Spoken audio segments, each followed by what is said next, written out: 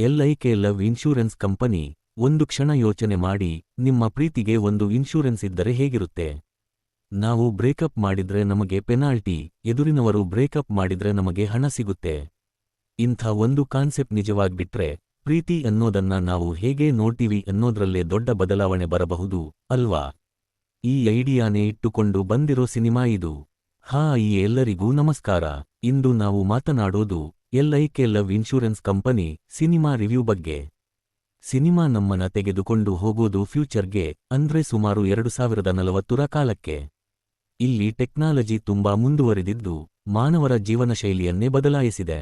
ಈ ಜಗತ್ತಿನಲ್ಲಿ ಲವ್ ಅನ್ನೋದಕ್ಕೂ ಒಂದು ಸಿಸ್ಟಮ್ ಇದೆ, ಲವ್ ಇನ್ಶೂರೆನ್ಸ್. ಈ ಕಥೆಯಲ್ಲಿ ನಾಯಕ ವಾಸು ತುಂಬಾ ಸಿಂಪಲ್ ಮನಸ್ಸಿನ ಹುಡುಗ. ಅವನಿಗೆ ಹಳೆಯ ಕಾಲದ ಸತ್ಯ ಪ್ರೀತಿ ಎಂದ್ರೆ ಇಷ್ಟ. ಆದರೆ ನಾಯಕಿ ದೀಮಾ ಇಂದಿನ ಟೆಕ್ನಾಲಜಿ ಜಗತ್ತಿಗೆ ಅಡ್ಜಸ್ಟ್ ಆದ ಪ್ರಾಕ್ಟಿಕಲ್ ಹುಡುಗಿ. ಇವರಿಬ್ಬರ ನಡುವಿನ ಲವ್ ಈ ಹೊಸ ಸಿಸ್ಟಮ್ ಮಧ್ಯೆ ಹೇಗೆ ಸಾಗುತ್ತೆ ಅನ್ನೋದನ್ನ ಸಿನಿಮಾ ಹೇಳುತ್ತೆ. ಮಧ್ಯದಲ್ಲಿ ಬರೋ ಕನ್ಫ್ಯೂಷನ್ಗಳು, ಕಾಮಿಡಿ ಸಿಟ್ಯುಯೇಷನ್ಗಳು ಮತ್ತು ಕೆಲವೊಂದು ಎಮೋಷನಲ್ ಕ್ಷಣಗಳು ಸ್ಟೋರಿನ ಮುನ್ನಡೆಸುತ್ತವೆ. ಈಗ ಪ್ಲಸ್ ಪಾಯಿಂಟ್ಸ್ ಬಗ್ಗೆ ಮಾತಾಡೋದಾದ್ರೆ, ಸಿನಿಮಾದ ಪ್ರಮುಖ ಆಕರ್ಷಣೆ ನಾಯಕನ ಎನರ್ಜಿ. ಸ್ಕ್ರೀನ್ ಮೇಲೆ ಬಂದಾಗಲೆಲ್ಲ ಒಂದು ಲೈವ್ ಫೀಲಿಂಗ್ ಕೊಡ್ತಾರೆ. ಕಾಮಿಡಿ ಆಗಲಿ, ಎಮೋಷನಲ್ ಸೀನ್ಸ್ ಆಗಲಿ ನ್ಯಾಚುರಲ್ ಆಗಿ ಕಾಣಿಸ್ತಾರೆ.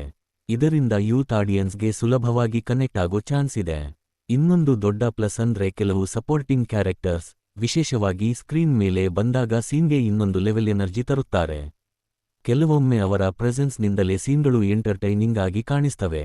ನಾಯಕಿ ಮತ್ತು ಉಳಿದ ಪಾತ್ರಗಳು ಕೂಡ ತಮ್ಮ ತಮ್ಮ ಜಾಗದಲ್ಲಿ ಸರಿಯಾಗಿ ಸಪೋರ್ಟ್ ಮಾಡ್ತವೆ.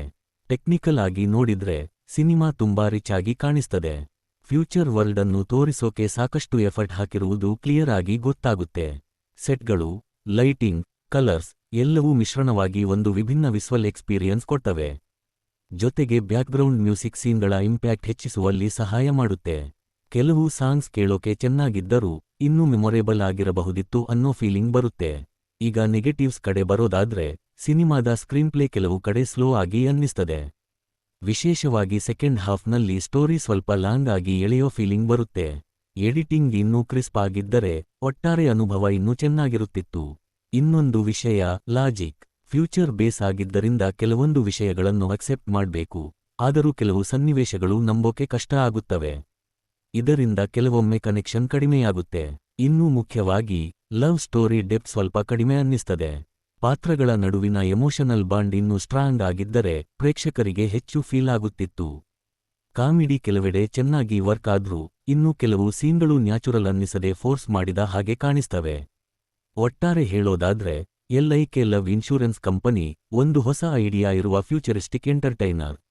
ಎಲ್ಲಾ ಕಡೆ ಪರ್ಫೆಕ್ಟ್ ಆಗಿಲ್ಲ, ಆದ್ರೂ ಒಮ್ಮೆ ನೋಡೋ ಮಟ್ಟಿಗೆ ಓಕೆ ಅನ್ನಿಸೋ ಸಿನಿಮಾ. ನೀವು ಲಾಜಿಕ್ಸ್ ಕಡೆ ಹೆಚ್ಚು ಗಮನ ಕೊಡದೆ ಒಂದು ಲೈಟ್ ಎಂಟರ್ಟೈನ್ಮೆಂಟ್ ನೋಡ್ಬೇಕು ಅಂದ್ರೆ ಟ್ರೈ ಮಾಡಬಹುದು. ಈಗ ಸಿನಿಮಾ ನೋಡಿದ್ರೆ ನಿಮಗೆ ಹೇಗನಿಸ್ತು ಅನ್ನೋದನ್ನ ಕಾಮೆಂಟ್ನಲ್ಲಿ ತಿಳಿಸಿ. ನಿಮ್ಮ ಅಭಿಪ್ರಾಯ ನನಗೆ ಬಹಳ ಮುಖ್ಯ. ಧನ್ಯವಾದಗಳು.